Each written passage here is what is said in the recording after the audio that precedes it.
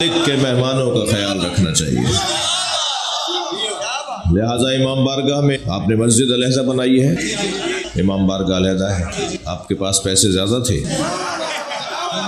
मस्जिद के अंदर ही मजलिस हो जाए।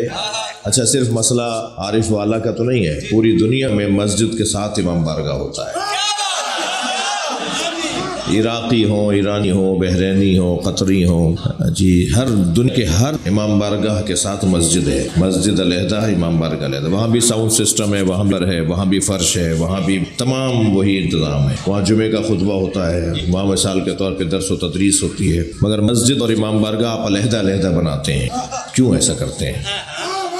सारे मुसलमान मदरसा बनाते हैं, आप भी बनाते हैं। सारे मुसलमान मस्जिद बनाते हैं, आप भी बनाते हैं। आप दीन पर दूसरों से ज़्यादा खर्चा करते हैं,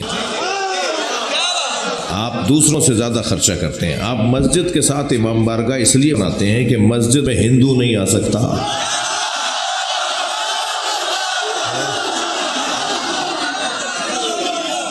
मस्जिद में यहूदी नहीं आ सकता, ईसाई नहीं आ सकता।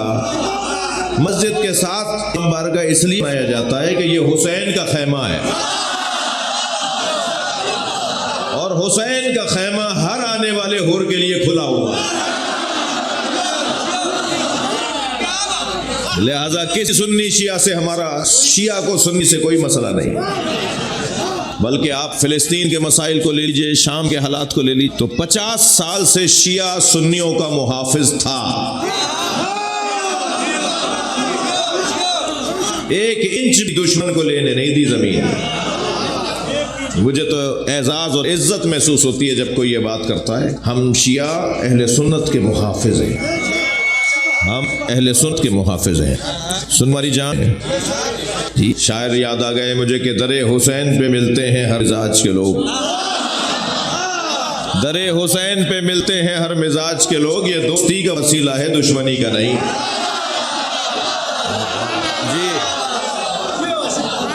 भाई ये जोड़ने की जगह है।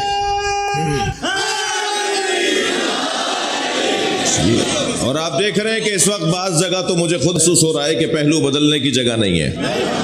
ये बच्चा अगर घोटा सीधा करेगा तो बराबर वाले बुजुर्ग को तकलीफ होगी, बराबर वाला अगर सीधा होने की कोशिश करेगा तो बराबर वाले को तकलीफ होगी। बताकर सीधा होना पड़ेगा कि मैं पैर सीधा करना चाह रहा हूँ, तो ये बद हो रही है मगर रूह को ग़िज़ा मिलेगी। शिफा खाना ऐसा नहीं है। शायर कहता है कि ये किसे कह दिया कि हमारी है करबला। भाई शेर को शेर की तरह सुनेंगे। ये किसने कह दिया कि हमारी है करबला, हक बात तुम कहो तो तुम्हारी है करबला। लब्बैक या हुसैन,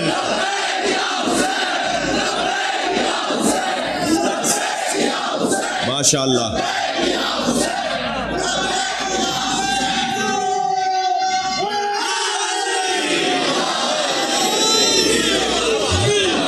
हम सब सुन्नी शिया का मुश्तरका वजह इत्तेहाद उन्वान अज़मत मुस्तफ़ा। हम सब खत्म नबूवत के कायल हैं। कोई सुन्नी नहीं मिलेगा जो खत्म नबूवत का कायल ना हो, और जो सुन्नी खत्म नबूवत का कायल नहीं रहता वो सुन्नी कादियानी जाता है। जी जी, कादियानी से बने ना जी। तो जो खत्म नबूवत का कायल नहीं रहता फिर वो कादियानी हो जाता है। कोई शिया मिलेगा तो जो खत्म नबूवत का कायल ना हो। हम तो मुहम्मद रसूलुल्लाह के फौरन बाद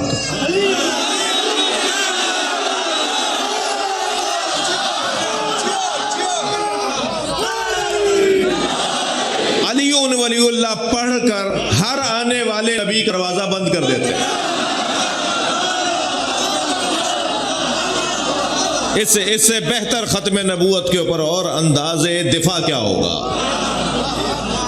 रिसालत और नबूवत का कलमा सिर्फ सरकार का है, और सरकार के बाद अगर कोई सिलसिला है तो वो नबूवत का नहीं,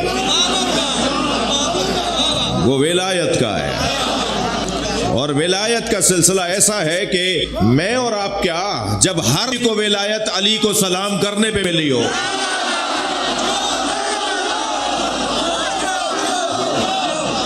अल्लाह ने हर वली को विलायत मौला अली के हाथों दी है।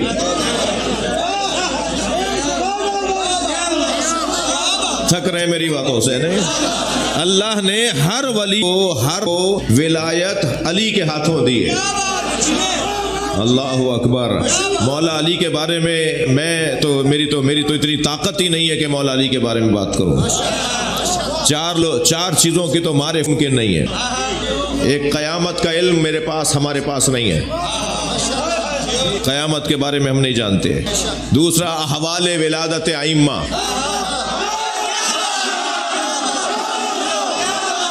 ये दुनिया में आते कैसे हैं,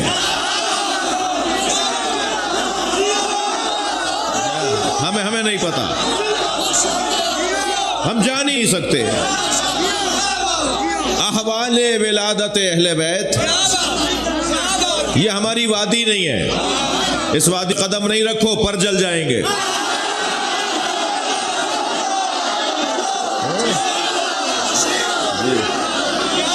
ये दूसरा उन्वान जो मेरे और आपके बस की बात नहीं है।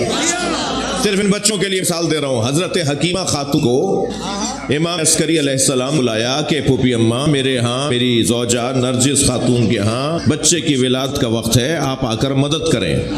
बी नरजिस के पास गई, वापस आकर फरमाती हैं कि नरजिस पर तो आसारे हमल ही नहीं है, कुछ भी नहीं है, कोई आसार नहीं है, कोई निशानी नहीं है कि बच्चे की आमद है। मेरे मौला इमाम अस्करी मुस्कुराए, फरमाने लगे ये अम्र इलाही है, जा चाहेगा भेज देगा। मैं आपसे पूछ रहा हूं, इस मुकालमे में कितनी देर लगी होगी? कुछ लम्हों के बाद हकीमा खातून जब हुजरे में, तो क्या देखा, एक नौनिहाल बच्चा सजदे में है।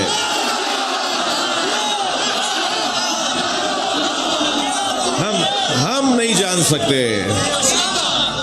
नहीं जान सकते कि ये कैसे दुनिया में आते हैं। आपकी समाअतें माशाल्लाह बहुत अच्छी हैं, आप सुनने की गर्ज से मजलिस में आए हैं। तो मेरा दिल कह रहा है कि कुरान दो तरह से नाजिल हुआ है। कुरान के दो नुज़ूल है ना, एक नुज़ूल दफ़ाई और एक नुज़ूल तदरीजी। कुरान दो तरह से नाज़िल हुआ है। ये कोई ऐसी बात नहीं हो शियों की हो, नहीं कि इसकी यही है। कुरान इंजाल और के लफ्ज़ के साथ याद किया गया है। शब क़द्र में दफ़अतन सरकार के क़ल्ब मुबारक आया, इन्ना अंज़लनाहु फ़ी लैलतिल क़द्र, एकदम पूरा कुरान सरकार के क़ल्ब मुबारक एकदम आ गया। यह है कुरान का नुज़ूल दफ़ई, दफ़अतन दफ़ई एकदम, यह है कुरान का नुज़ूल दफ़ई। और 63 बरस तक, मैं 23 बरस की नबूवत का कायल नहीं हूं, 40 साल के बाद हमारे नहीं हुए।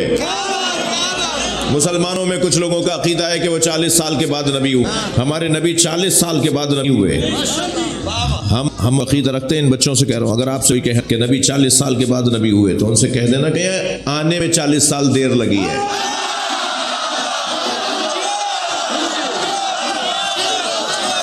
हम तो उस अली को मानते हैं जिसने ऐलान नबूवत से पहले दावत ज़ुल अशीरा में नबी बोल दिया था। तो कुरान का नुज़ूल दफ़ई सरकार दो जहां के क़ल्ब मुबारक पर शब क़द्र में आया, इन्ना अंज़लनाहु फ़ी लैलतिल क़द्र कुरान आया। और कुरान का नुज़ूल तदरीजी जो 63 बरस तक कुरान नाजिल होता रहा। नहनु नज़्ज़लना अलैकल कुरान तंज़ीला, कुरान कहता है हमने कुरान को तदरीजन तरतीबन नाजिल किया। वो 63 बरस तक जो कुरान होता रहा, वो कुरान का नुज़ूल तदरीजी है। भाई ये कुरान साम की बात कर रहा हूँ। कुरान साम में तो दो तरह से आया है, तो कुरान नातिक भी दो तरह से आया है। अशहदु अन्नका कुंता नूरन फिल अस्लाब शामिखा वल अरहामिल मुताहरा, मैं गवाही देता हूँ ए अहले बैत आपके बारे में कि आप अस्लाब शेखा और अरहाम मुताहरा से होते हुए आए। ये अहले बैत का ये तदरीजी है, थोड़ी तवज्जो बढ़ाइएगा। ये अहले बैत का आना असलाब शामिखा वल अरहामिल मुताहरा, ये अहले बैत का आना तदरीजी है। और 40 दिन तक जब सरकार ने चिल्ला काट लिया, तो जिब्रील अमी जन्नत के दरख्त का फल लेकर आए। उस दरख्त का नाम है तूबा। हदीस कहती है अल्लज़ी गरसल्लाह बियदे, जिसे अल्लाह ने अपने हाथों से जन्नत में लगाया है। अल्लाह के हाथों से लगा हुआ दरख्त, उसमें एक ही फल निकला है जिसे नूरे फातिमा कहते हैं।